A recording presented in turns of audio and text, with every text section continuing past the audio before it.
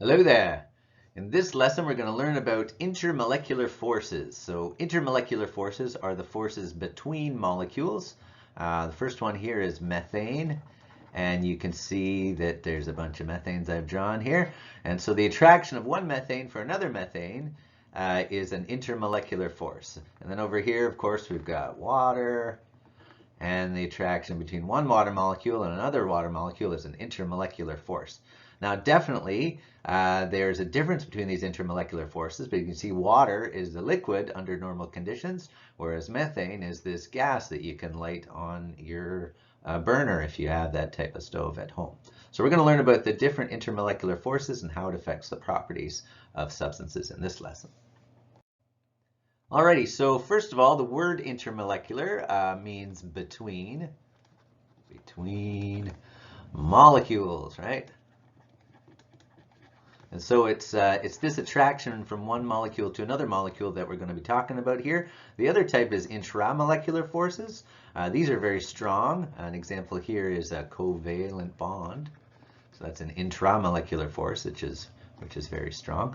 Ionic bonds are also intramolecular, I guess you could say, if you consider the whole thing as one entity. Also much stronger than these intermolecular forces that we're going to be looking at in this lesson. So all weaker than the type of bonding that we've done so far. So about 100 years ago, Johannes van der Waal, a Dutch scientist, did a lot of study on condensation, like what makes the difference between one molecule and another, why one molecule would stick to another and give you condensation under certain conditions while another might not. And so he came up with different force of attraction that can hold one molecule to another, and so they're still called van der Waals forces today and in your textbook. And so there's three of them we're going to look at. The first is dispersion, the second one is dipole-dipole, and the last one's called hydrogen bonding. So you'll see these throughout chemistry and biochemistry. If you're taking biology, you'll also see these forces play a role in the properties that govern life as well. So the biggest factor that's going to determine which type of intermolecular force is going to occur is whether or not the molecules are polar or nonpolar. The nonpolar molecules are those that have similar electronegativity between their atoms. All your diatomic elements, of course, have exactly the same electronegativity, and so they're going to be nonpolar. Hydrocarbons, carbon and hydrogen, have very similar electronegativity, so they're all going to be nonpolar. And the other factor is the shape. So the vesicular shape that you determined in the last several lessons will tell you whether or not the shape is going to be symmetrical or asymmetrical. Good old carbon dioxide here is symmetrical, so you're going to have dipoles that cancel each other out, and that will also give you a nonpolar molecule. So for polar molecules, it's basically the opposite. If you have an asymmetrical shape, like water here with its lone pairs, you're going to have sides that have different charges. Hydrogen will have the positive and oxygen will have the negative. Same thing here. Nitrogen gets the negative, hydrogen gets the positive. If you have binary molecules, the one that's more electronegative will get the negative charge, of course, and the other side will be positive, and you'll have yourself a nice polar molecule. Alrighty, so starting with the weakest of our intermolecular forces, this is the force of attraction between all molecules that is due to the movement of electrons. So when electrons move, even the nonpolar ones, so this one is the only force of attraction that's going to hold together your nonpolar molecules. Chlorine here has, what do we got here? 17 electrons, and so together two chlorines is going to have 34 electrons, right? And those electrons are all whizzing about in their orbitals, S, P, D, F, all those different shaped orbitals that you have. But they're not always evenly distributed. And so, especially in the bond here, the electron density will fluctuate back and forth. And so at any given moment, if you could freeze time, you will find that maybe a few more electrons might be on one side than are on the other side, right? So the side that has a few more electrons at that moment will have a slight negative charge. And this side over here will then have a slight positive charge. And so that makes a temporary dipole. And so that temporary dipole means that for that instant, you've got an attractive force that can then cause attraction on the next chlorine molecule that is right next door here. So you got all these negatives on this side, so that's going to push negatives away to the other side, and then you've got yourself two dipoles, and those two dipoles will cause some attraction between each other.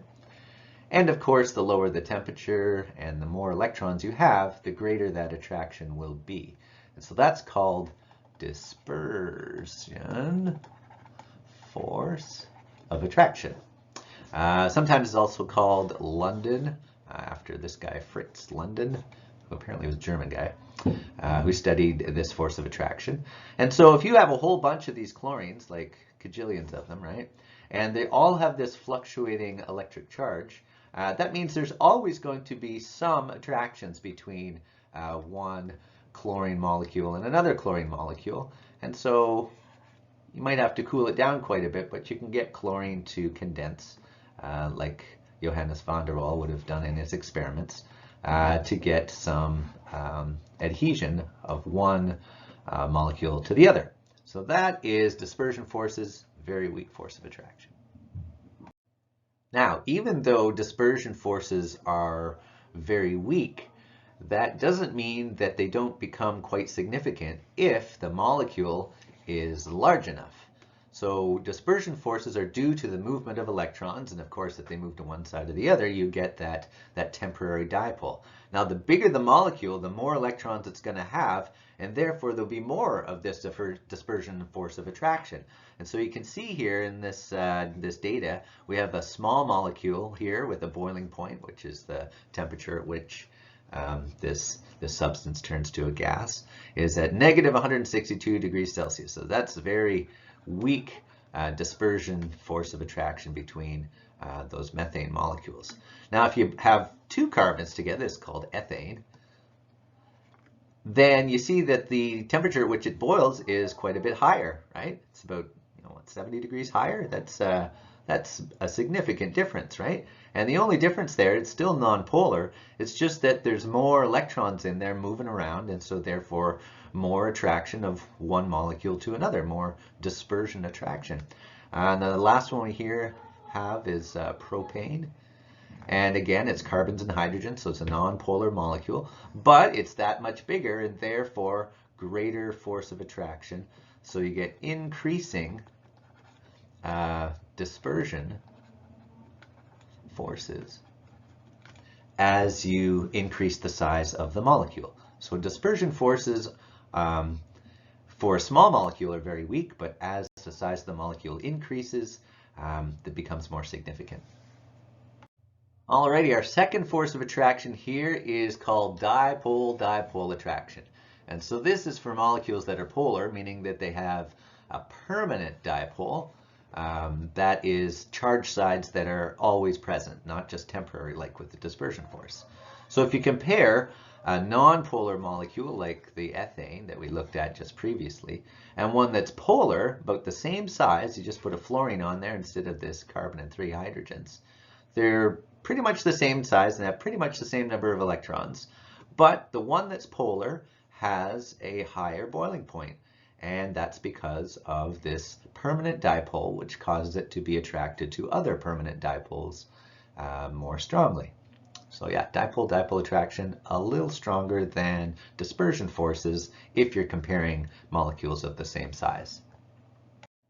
Now there's a group of molecules that are polar that have dipole-dipole attractions that are much stronger than all the rest. And so they get a special designation because of that increased strength and because they're found so often in especially biological situations. So those are called hydrogen bonds, and it's when hydrogen is bonded to either oxygen, nitrogen, or fluorine.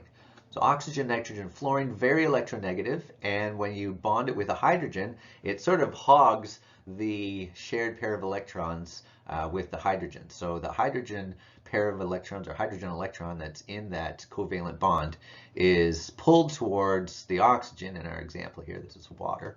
So it's going to be pulled strongly toward the oxygen. That leaves like a bare proton sticking out there that can get very close to other electrons like the lone pairs of another water molecule, and that causes very strong attraction, sometimes represented with the dashed line that we deem a hydrogen bond. It's not as strong as a covalent bond for sure, but because it can influence the properties so strongly, much more than other dipole-dipole attractions, it gets that special designation. Water is very polar and also has that hydrogen bonding we just discussed.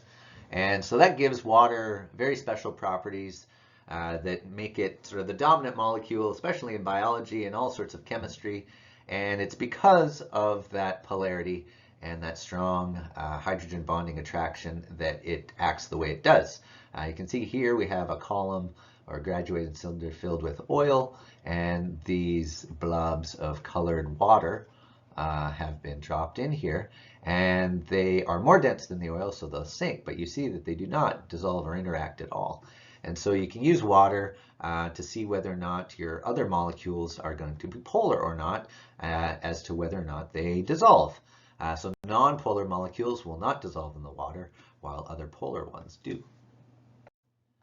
Many ionic compounds will also dissolve really well in water because of its shape and polarity. So remember that the water molecule has the positive side where the hydrogens are and a negative side where the oxygen is.